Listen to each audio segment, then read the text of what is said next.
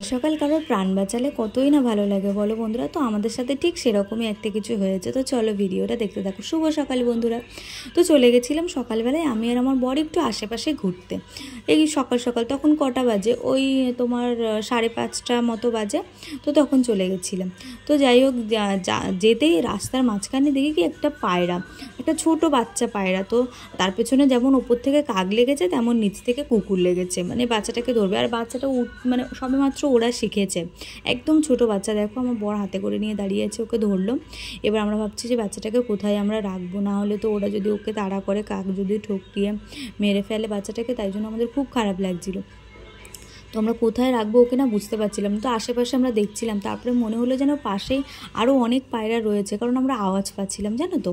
তাই জন্য আমরা লাস্টে একটা জায়গা পেলাম যে এখানে আমরা ওকে রেখে দিই, এখানে ও হয়তো সেফ থাকবে, ওকে আর কেউ কিছু মানে করতে পারবে না। তো তাই জন্য আমরা খুঁজে খুঁজে এই জায়গাটা পেলাম, পেয়ে তারপর ওকে না সুন্দরভাবে ওই জায়গাটাতে রেখে দিলাম।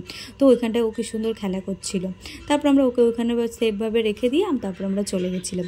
তো আমরা আসার পথে না দেখলাম, আসার পথে আমরা আবার ওকে দেখেছিলাম, দেখি ও ওখানেই খেলা করছিল। তো খুব ভালো লাগলো, সকালের শুরুটা আজকে খুব সুন্দর হলো যে এত সুন্দর একটা কাজ করলাম। তো কেমন লাগলো ভিডিওটা অবশ্যই